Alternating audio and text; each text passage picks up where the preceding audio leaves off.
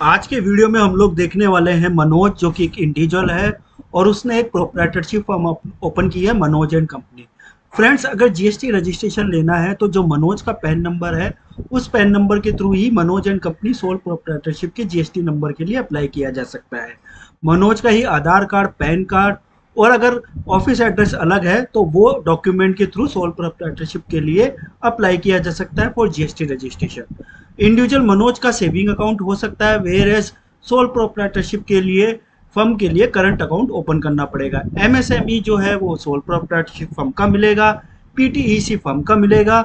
ITR Manoj की file होगी जिसमें मनोज एंड प्रोप्राइटरशिप के ट्रांजैक्शन इंक्लूड होंगे।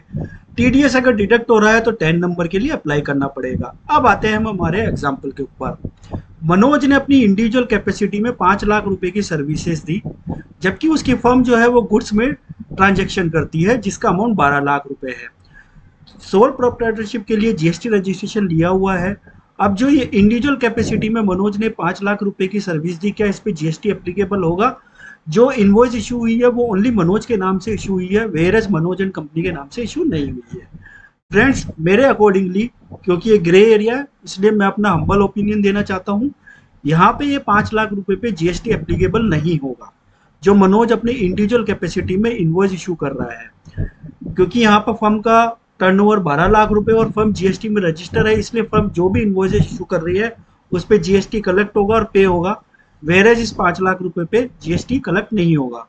अब इसका एक रीजन है, क्योंकि जो फर्म का 12 लाख रुपया और इंडिविजुअल 5 लाख रुपया है वो जीएसटी रजिस्ट्रेशन की थ्रेशोल्ड लिमिट से नीचे आ जाता है और इसलिए इंडिविजुअल मनोज कैपेसिटी में काम कर रहा है, इसलिए कोई भी जीएसटी नहीं देना होगा मेरी हम्बल ओपिनियन के अकॉर्डिंगली।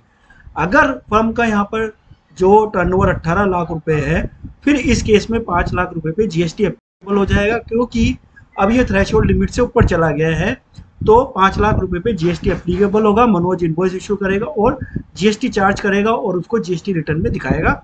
मेरी हम्बल ओपिनियन के अकॉर्डिंगली, मैं बोल रहा हूँ ग्रे एरिया है, आपका ओपिनियन डिफरेंट हो सकता है। इनकम टैक्स की बात करते हैं। मनोज ने जो इंडिविजुअल कैपेसिटी में 5 लाख रुपए अर्न किए, उसके सामने एक्सपेंस 2 लाख रुपए थे, तो मनोज का इंडिविजुअल कैपेसिटी में जो प्रॉफिट आ रहा है वो 3 लाख रुपए है। वेरेज जो फर्म के 12 लाख रुपए उसने अर्न किए, उसके सामने 18 लाख रुपए का एक्सपेंस जो है इनकर किया। अब यहाँ पर फर्म की कैपेसिटी में 6 लाख रुपए का लॉस आ रहा है। तो क्या ये दोनों आपस में सेटअप हो जाएंगे? बिकॉज मनोज एंड कंपनी एक ही है, दो अलग अलग नहीं है, इसलिए ये दोनों आपस में सेटअप हो जाएंगे और 3 लाख रुपए का जो लॉस है वो कैरी फॉरवर्ड भी हो जाएगा।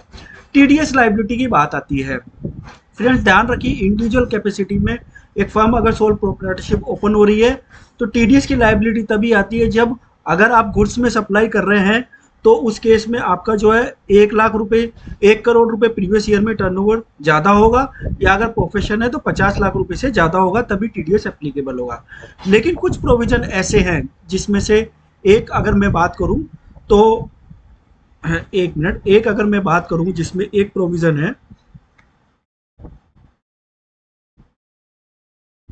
तो फ्रेंड्स एक प्रोविजन जिसके अंदर है वो ये है कि अगर आप रेंट का पेमेंट कर रहे हैं और रेंट का पेमेंट मंथली 50,000 रुपये कर रहे हैं, आपने फर्म के लिए जो प्रीमाइसेस ले रखा है, रेंट पे कर ले रखा है, उसका पेमेंट जो है रेंट का 50,000 रुपये पर मंथ है, तो इस केस में आपको टीडीएस डिडक्ट करना पड़ेगा इर्रेस्पेक्टिव कि आपकी टर्नओवर कितनी है। इसी तरीके से आप कॉन्ट्रैक्ट और प्रोफेशनल को पेमेंट कर रहे हैं फाइनेंशियल ईयर में 50 लाख रुपए से ज़्यादा, तो आपको टीडीएस डिडक्ट करना पड़ेगा इर्रेस्पेक्टिव आपकी ऑडिट हो रही है या टर्नओवर कितनी है। इसी तरीके से अगर आप कोई इमूवेबल प्रॉपर्टी परचेस कर रहे हैं और उसकी प्रॉपर्टी की वैल्यू 50 लाख रुपए से ज़्यादा है और वो एग्रीकल्चर लैंड नहीं है, तब भी आपको टीडीएस डिडक्ट करना पड़ेगा। फ्रेंड्स, टीडीएस डिडक्ट करना पड़ेगा अगर आप पेमेंट कर रहे हैं नॉन रेजिडेंट्स को, जैसे कि उसने कोई इंटरेस्ट, रॉयल्टी या फीस का पेमेंट किया है। TDS on purchase of immovable property पे एक चीज़ ध्यान रखिए कि अगर यही ट्रांजैक्शन है, इसी के लिए आपको टीडीएस डिडक्ट करना है, तो आपको सेपरेट 10 नंबर लेने की रिक्वायरमेंट नहीं है अगर दोनों पार्टी जो है वो अपनी इंडिया में रहती है। बट अगर एनआरआई है तो फिर 10 नंबर लेने की रिक्वायरमेंट होती है। फ्रेंड्स, इसी तरीके से अब अभी जो आगे वाले प्रोविज़न है उसमें जो प्रोविज़न है वो हमारा जीएसटी कंप्लाइंसेस को लेके है। फर्म अगर रजिस्टर है जीएसटी के अंदर तो GSTR 1, 3B, 9, 9C, ITC reconciliation, books of accounts maintain करना, इत्यादि कंपलसरी हो जाएगा। इसी तरीके से जीएसटी आरसीएम, अगर आपने एक फर्म को आपने एक प्रॉपर्टी ले रखी है और उसका यूज़ आप कमर्शियल करते हैं और जो प्रॉपर्टी का ओनर है वो अनरजिस्टर है, तो फिर आपके ऊपर जीएसटी आरसीएम की लायबिलिटी स्टार्ट हो जाएगी।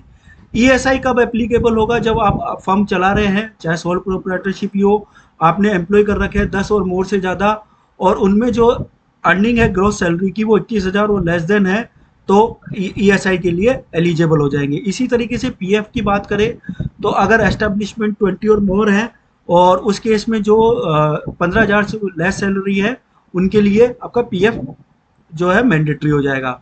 बुक्स ऑफ अकाउंट्स मेंटेन करना मैंडेटरी हो जाएगा अगर ऑडिट एप्लीकेबल हो जाती है। ऑडिट एप्लीकेबल नहीं होती है तो प्रिजम्पशन टैक्सेशन का ऑप्शन भी आप लोगों के लिए अवेलेबल है। तो एक वीडियो था सोल और सोल प्रोप्राइटरशिप में, जो कि दोनों एक है लेकिन काफ़ी जगह वो अनेक है। तो वीडियो अगर अच्छा लगा हो लाइक एंड शेयर सब्सक्राइब करें। टिल देन जय हिंद, जय भारत एंड धन्यवाद।